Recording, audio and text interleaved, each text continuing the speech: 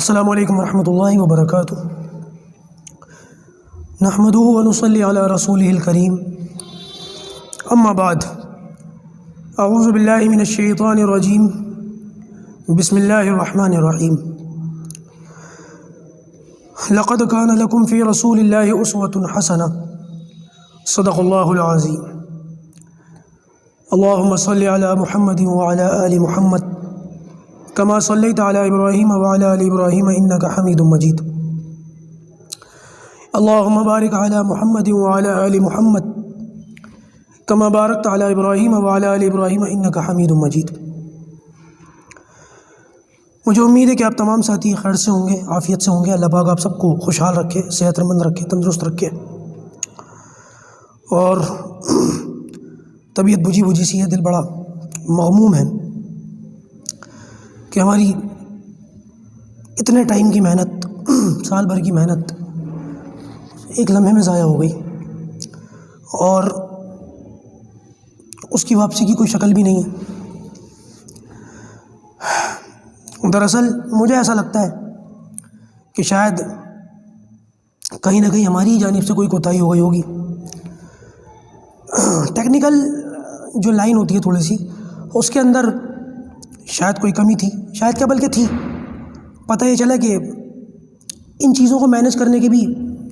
بہت زبردست طریقے ہوتے ہیں، ان کے اندر سیکیور رہنا پڑتا ہے، ورنہ پھر وہی ہوتا ہے جو کچھ ہوا۔ اور افسوس اس بات کا ہے کہ کوئی اپنا اس قسم کی حرکت کر جائے،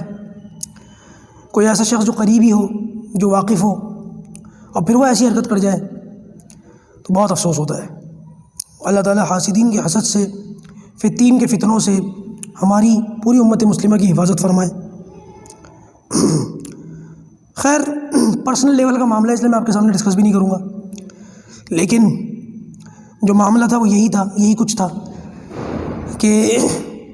ذرا سی کسی بات کی وجہ سے جو ہے وہ کسی ایسے شخص نے، جس کو معلوم تھا، آئی ڈی پاسورڈ کا معاملہ ہوتا ہے نا، آئی ڈی ہوتی ہے، پاسورڈ ہوتا ہے، اس کا معاملہ تھا، کسی کو پتہ تھا، تو اس طریقے سے بھڑاس نکالی، یہ طریقہ اختیار کیا۔ میں کسی کا نام نہیں لوں گا، اللہ سب کے پردے رکھے،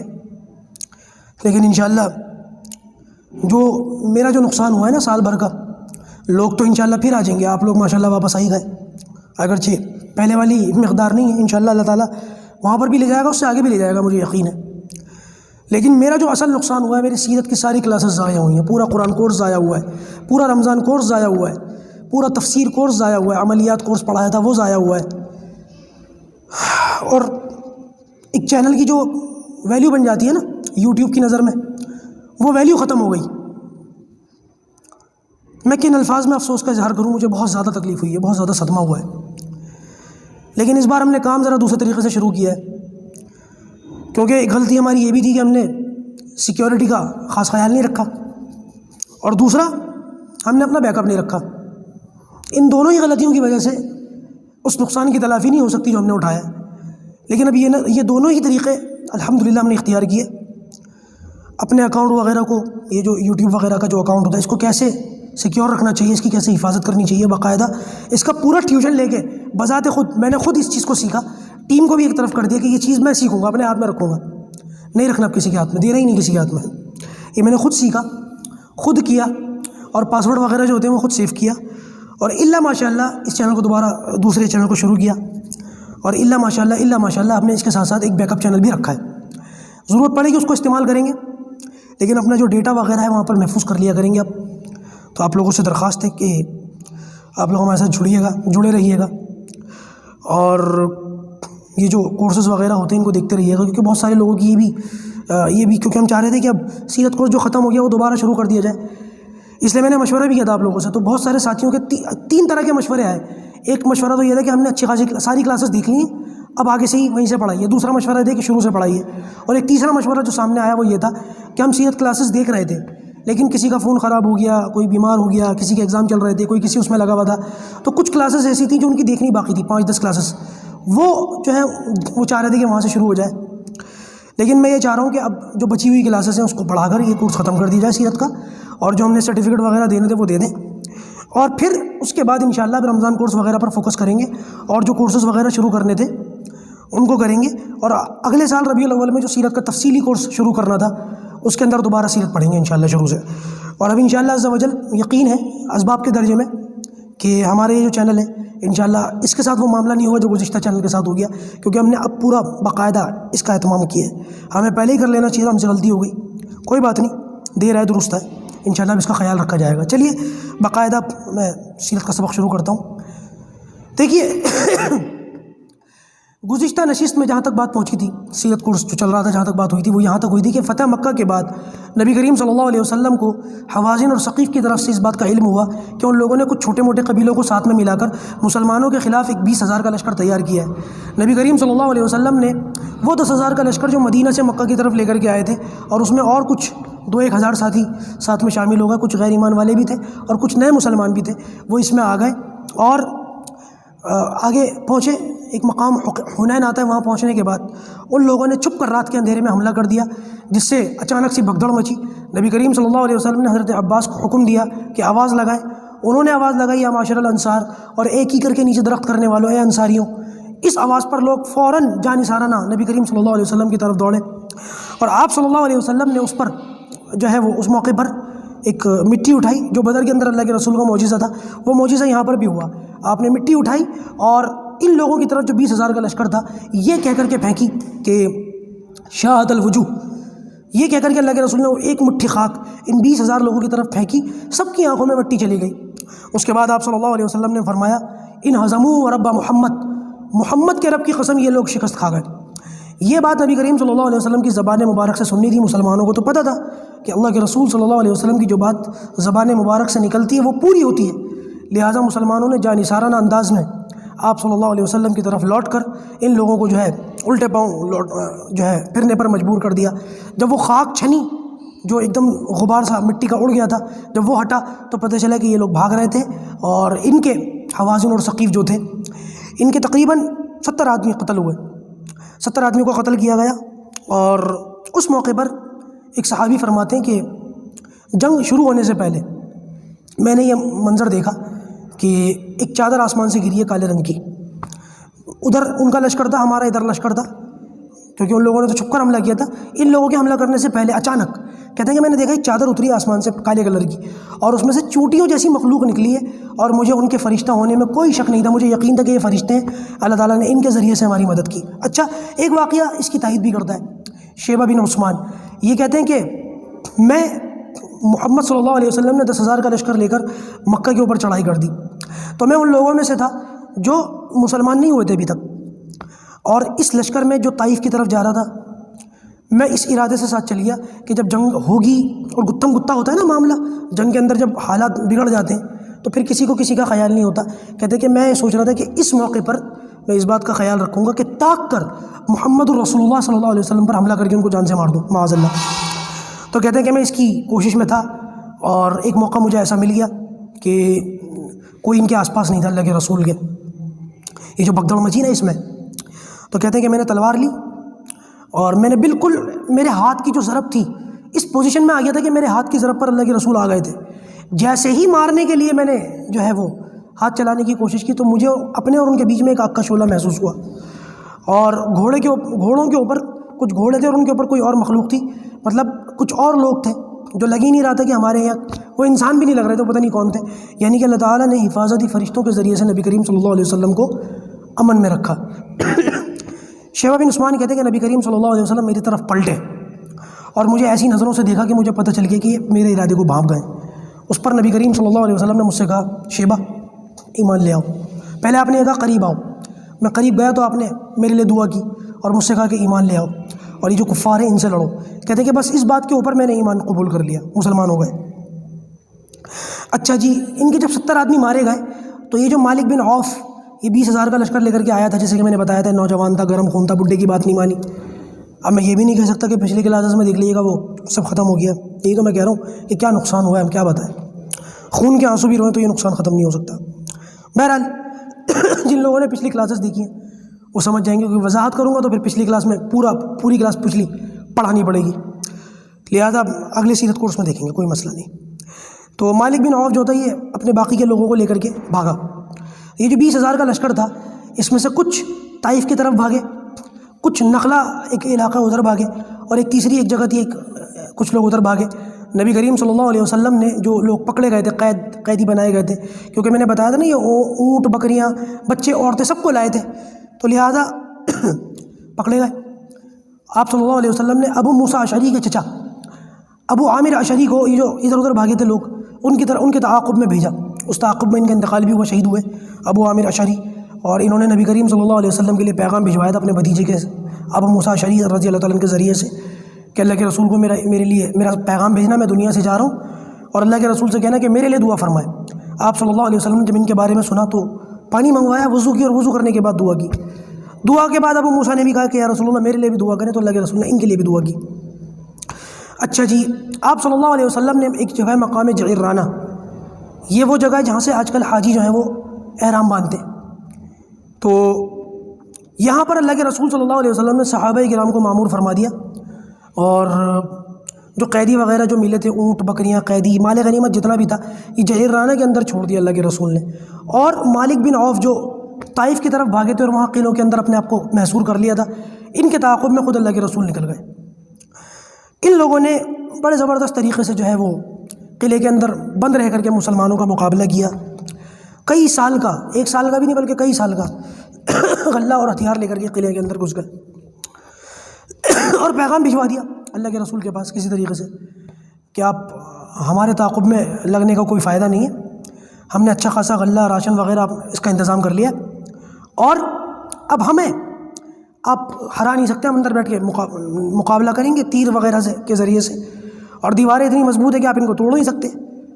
اور سال جب تک ہمارے پاس غلہ ہے، ہم اندر بیٹھ کے سالوں یہ غلہ کھاتے رہیں گے، اور جب غلہ ختم ہو جائے گا تو تلواروں کے ذریعے سے پھر آپ کا مقابلہ کریں گے۔ لیکن اس کے باوجود بھی نبی کریم صلی اللہ علیہ وسلم نے ان کا مقابلہ کیا۔ منجنیق ایک آتی ہے، ایک توپ آتی ہے لکڑی کی، اس کو جو ہے وہ چمچہ سا بنا ہوا ہوتا ہے، ایسے آڑا ہو جاتا ہے، اور پھر اس کو پش کرو تو وہ ایسے پتھر پھینکتا ہے، تو قلعوں کے اوپر حملہ کرنے کے لیے جو ہے یہ کام آتی ہے۔ تو اس کے ذریعے سے اللہ کے رسول نے، لیکن وہ قلعے اتنے مضبوط تھے کہ وہ ٹوٹے ہی نہ، اور ان لوگوں نے تیر انداز بٹھا دیے قلعوں کے اوپر کہ مسلمان قریب آئیں تو وہ اوپر سے تیر مارتے تھے۔ محاصرہ لمبا ہو گیا، اور نبی کریم صلی اللہ علیہ وسلم نے اسی اثنا میں خواب دیکھا کہ آپ صلی اللہ علیہ وسلم نے خواب یہ دیکھا ایک دودھ کا پیالہ ہے، اور اس پیالے کے اندر دودھ ہے، اور اس دودھ کے پیالے میں ایک مرغے نے چونچ ماری ہے تو وہ پیالہ گر گیا۔ آپ صلی اللہ علیہ، کیونکہ نبیوں کے خواب سچے ہوتے ہیں، اللہ کے رسول نے حضرت ابوبکر صدیق رضی اللہ تعالیٰ عنہ کے سامنے یہ خواب بیان کیا، تو انہوں نے کہا کہ یا رسول اللہ، اس خواب کی تعبیر سے ایسا محسوس ہوتا کہ یہ قلعہ فتح نہیں ہوگا، جلدی فتح نہیں ہوگا۔ اس کے بعد نبی کریم صلی اللہ علیہ وسلم نے ایک اور ساتھی کو بلایا، کوئی تھے صحابی، ان کو بتایا، ان کا نام میں بھول گیا۔ انہوں نے کہا کہ یا رسول اللہ، لومڑی اپنے بل میں، اپنے بھٹ میں، بھٹ کہتے ہیں لومڑی کے بل کو، کہ لومڑی اپنے بھٹ میں، اور اگر آپ ان پر محاصرہ کرے رکھیں گے تو بالآخر یہ ہاتھ آ جائیں گے، اور اگر آپ ان کو چھوڑ کر چلے جائیں تو آپ کو کوئی نقصان تو ہے نہیں۔ تو اس پر نبی کریم صلی اللہ علیہ وسلم نے امان کا اعلان کر دیا کہ جو کوئی بھی اس قلعے سے اپنے آپ باہر آ جائے گا ان کو معاف کر دیا جائے گا، اگر کوئی غلام باہر آئے گا تو اس کو آزاد کر دیا جائے گا۔ تو کہتے ہیں 12 یا 13 غلام جو ہے وہ نکل کر باہر آئے، اور اللہ کے رسول نے ان کو آزاد کر کے چھوڑ دیا۔ ان لوگوں نے پھر قرابت داروں کا رشتہ داری ہوا واسطہ دیا، کیونکہ کچھ رشتہ داریاں بھی تھیں ان کی، ابھی تھوڑی دیر کے بعد بتاتا ہوں وہ رشتہ داریاں کیا تھیں۔ اس رشتہ داری کی وجہ سے نبی کریم صلی اللہ علیہ وسلم نے ان کو پھر چھوڑ دیا، کچھ بھی نہیں کہا۔ اچھا جی، 5 ذی قعدہ نبی کریم صلی اللہ علیہ وسلم نے پھر یہ محاصرہ چھوڑ دیا تھا، قلعے کو وہیں چھوڑ کر کے آ گئے تھے جو لوگ اس کے اندر بند تھے۔ حضرت عمر نے اس موقع پر بھی کہا کہ یا رسول اللہ ان کے لیے بد دعا فرما دے، تو نبی کریم صلی اللہ علیہ وسلم نے بجائے اس کے کہ بد دعا کر دے، آپ نے دعا کی کہ یا اللہ یہ جو ثقیف قلعے کے اندر اپنے آپ کو انہوں نے محصور کر لیا ہے، ان لوگوں کو مسلمان کر کے میرے پاس لے آ۔ یہ اللہ کے رسول کی دعا تھی۔ آپ صلی اللہ علیہ وسلم جو ہیں پھر وہ مقام جعرانہ پہنچے 5 ذی قعدہ کو، جہاں پر وہ سارے قیدی تھے اور وہ سارا مال غنیمت تھا۔ روایت کے اندر آتا ہے کہ یہ 6000 قیدی تھے،